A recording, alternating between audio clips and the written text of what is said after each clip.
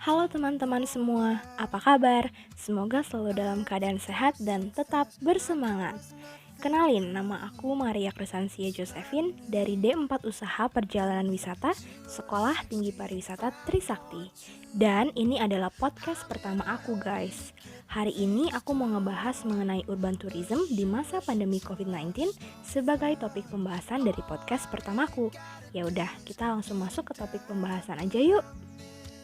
Teman-teman semua pasti sudah tahu kan definisi dari pariwisata? Yap, pariwisata adalah suatu kegiatan yang berhubungan dengan perjalanan rekreasi. Perlu kalian tahu guys, bahwa wisata tidak sekedar dianggap keinginan, melainkan kebutuhan manusia. Ada banyak sekali jenis wisata, seperti wisata bahari, wisata budaya, wisata tirta, wisata cagar alam, wisata kota atau urban tourism, dan masih banyak lagi.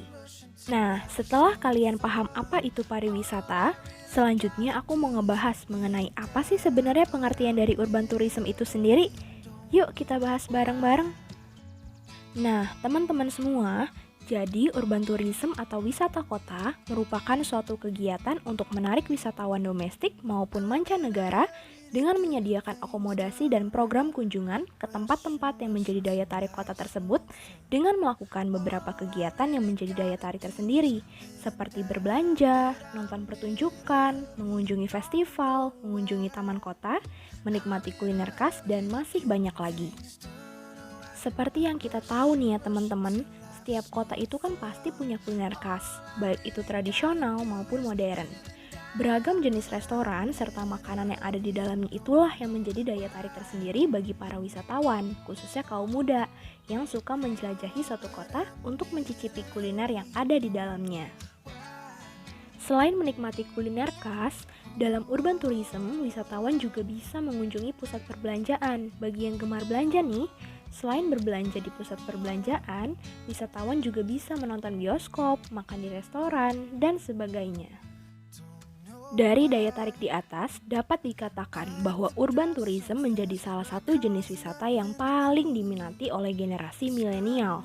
Karena selain untuk melepas penat nih, salah satu tujuan utama generasi milenial dalam berwisata ialah menunjukkan eksistensi diri melalui sosial media. Kalau nggak eksis kayaknya ada sesuatu yang kurang gitu, ya nggak sih?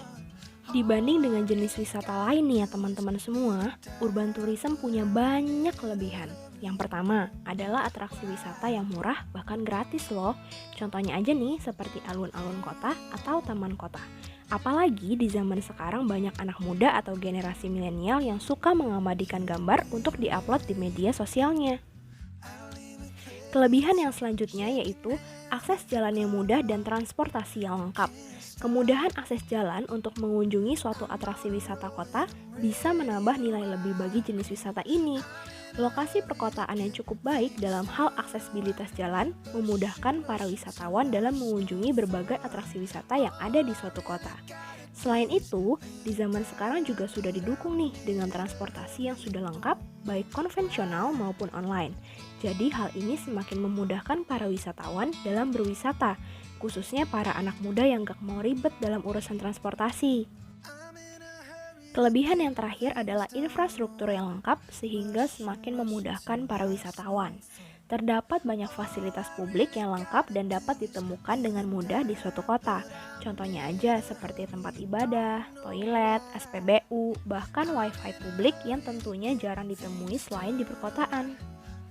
Tapi sayangnya, siapa sangka di awal tahun 2020, industri pariwisata mulai redup dan terpuruk. Semua jenis wisata terkena dampaknya, salah satunya ya adalah urban tourism ini. Urban tourism ini mengalami kekurangan peminat karena adanya pandemi COVID-19, baik secara nasional maupun internasional. Kenapa ya kira-kira hal itu bisa terjadi? Ya karena COVID-19 ini merupakan suatu virus yang sangat mudah menular dari satu orang ke orang lainnya, hanya lewat droplet atau cairan yang dihasilkan manusia seperti saliva atau air liur, sehingga proses penularan virus ini terbilang sangat pesat dan mudah. Sehingga pemerintah Indonesia sempat beberapa kali menerapkan sistem PSBB atau pembatasan sosial berskala besar, bahkan di beberapa negara nih diberlakukan lockdown yang menyebabkan banyak dari atraksi wisata di suatu negara atau kota ditutup. Hal ini tentu aja sangat berdampak pada dunia atau industri pariwisata, terutama urban tourism atau wisata kota. Namun, seiring dengan berjalannya waktu, tampaknya penanganan COVID-19 ini semakin baik ditambah dengan berkembangnya fasilitas alat pendeteksi COVID-19 seperti PCR swab yang setidaknya mampu untuk menahan angka pertambahan kasus baru setiap harinya dan juga sudah adanya vaksin yang bisa didapat untuk masyarakat umum. Sehingga bisa dikatakan industri pariwisata sudah mulai bangkit secara perlahan. Bisa dikatakan, urban tourism juga sudah mulai banyak dilakukan kembali oleh beberapa orang, khususnya generasi milenial. Namun dengan catatan harus tetap menerapkan protokol kesehatan yang ketat atau dengan kata lain menerapkan adaptasi kebiasaan baru atau new normal. Walaupun pada kenyataannya masih sangat banyak orang yang masih keras kepala dan menolak untuk menerapkan protokol kesehatan. Semoga bukan kamu salah satunya ya. Nah, itu dia pembahasan mengenai urban tourism di masa pandemi COVID-19. Dan dapat disimpulkan bahwa urban tourism menjadi salah satu jenis kegiatan wisata yang paling disukai oleh banyak orang, khususnya para generasi milenial, karena aksesnya yang terbilang sangat mudah dan terdapat banyak atraksi wisata kota yang menarik bagi kaum milenial. Dan urban tourism atau wisata kota ini sudah bisa dilakukan lagi, walaupun masih dalam situasi pandemi, dengan mematuhi protokol kesehatan dan menerapkan adaptasi kebiasaan baru dan 5M, mencuci tangan, memakai masker, menjaga jarak, membatasi mobilitas, dan menjauhi kerumunan. Setidaknya situasi sudah mulai mereda dan cukup mampu diatasi dan dikendalikan.